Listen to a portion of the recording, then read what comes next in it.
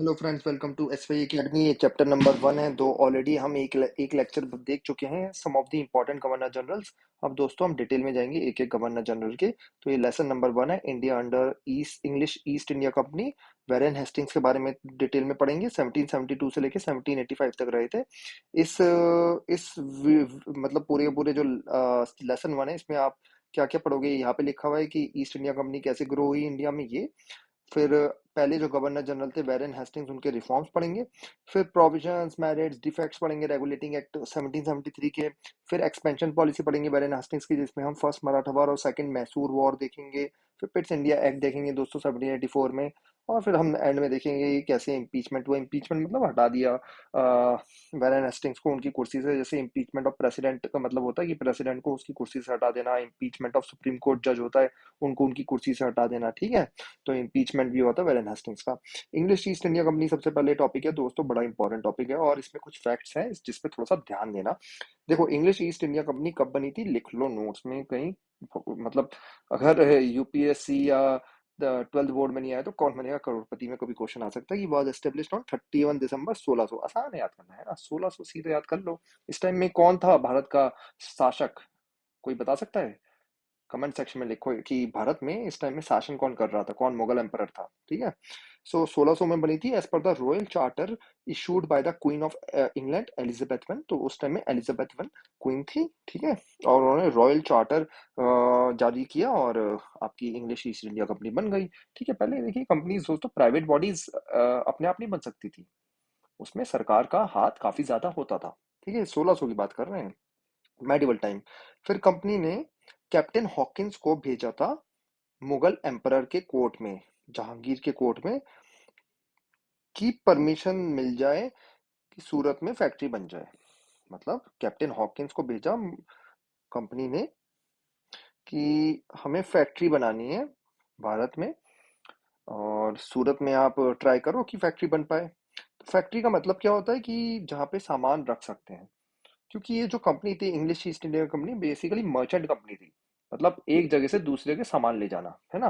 Merchant company का मतलब क्या है, यहाँ इंग्लैंड का सामान इंडिया में रख देना और इंडिया का सामान इंग्लैंड ले जाना, और जो प्रॉफिट हो वो कमाना, है ना।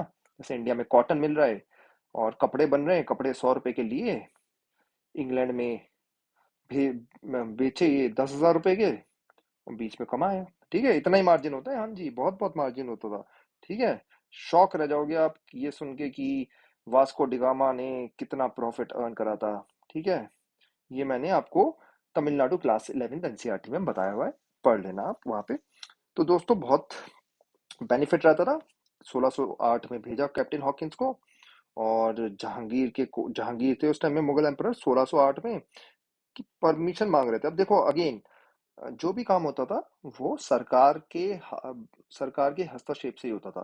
तो सरकार उस टाइम कौन थी, मुगल एम्परर जहांगीर सरकार थी। और जहांगीर ने मना कर दिया, he it was turn down initially.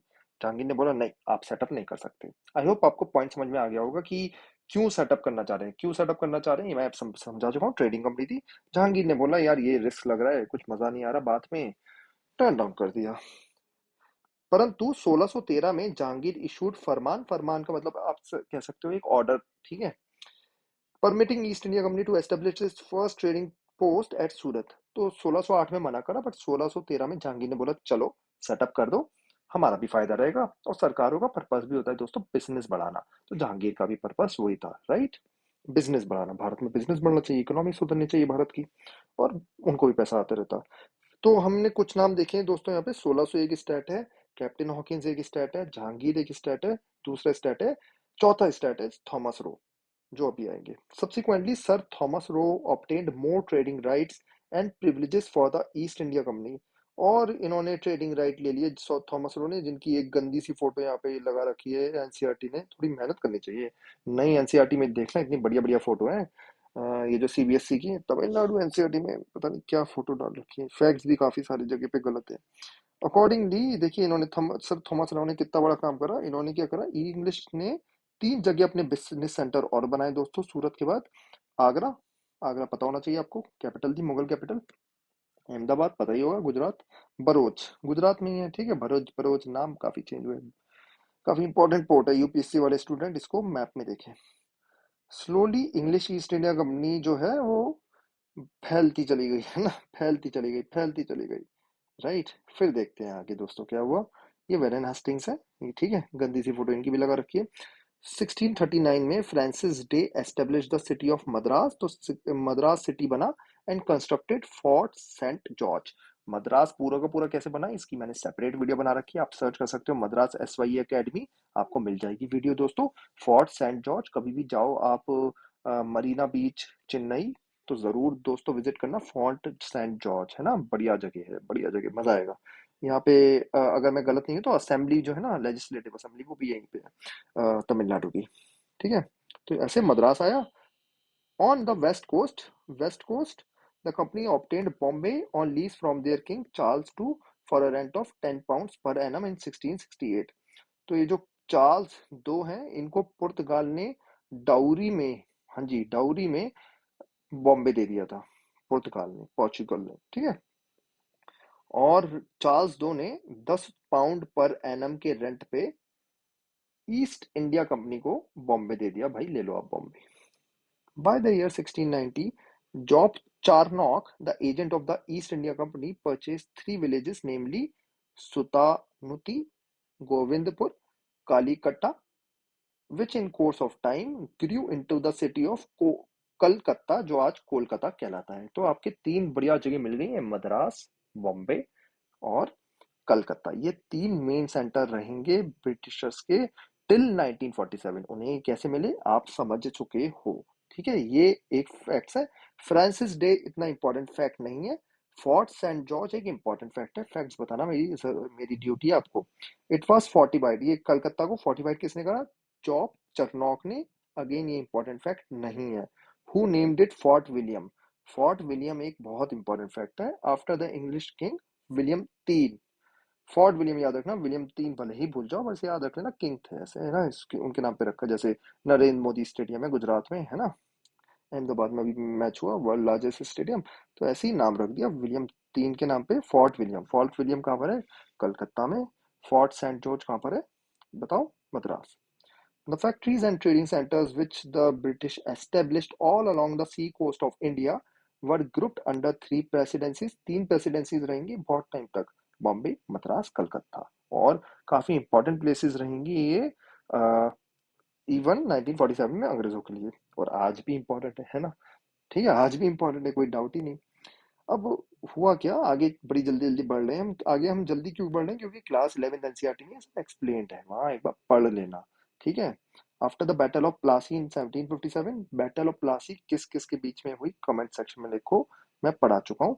फिर बैटल ऑफ बक्सर 1764 में हुई, डेट याद रख लो 1757 1764।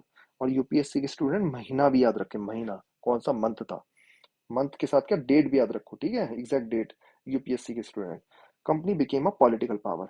तो बैटल ऑफ प्लासी तो दोस्तों कह सकते हो आप ट्रांजैक्शनल एक बैटल थी कि पैसे वैसे खिला के जीत गए थे अंग्रेज।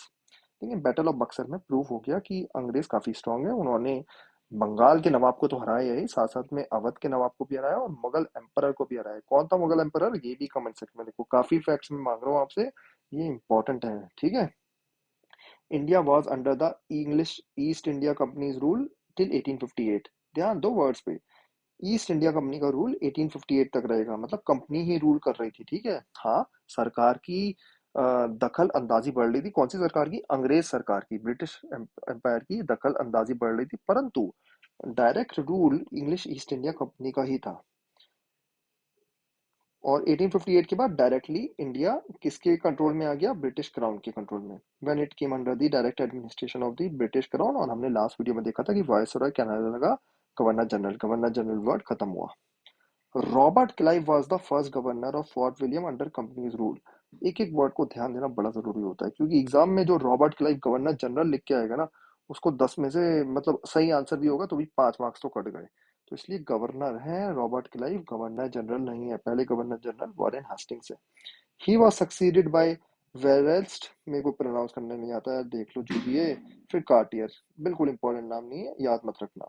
1772 में कंपनी ने वेरेन हेस्टिंग्स को गवर्नर बनाया फोर्ट विलियम का। फिर 1773 का एक्ट एक्ट आएगा दोस्तों, जिसके हिसाब से वो governor general of Fort William in Bengal बन जाएंगे। आगे जो रिफॉर्म्स लाए वेरन हेस्टिंग्स वो हम अगले वीडियो में देखेंगे।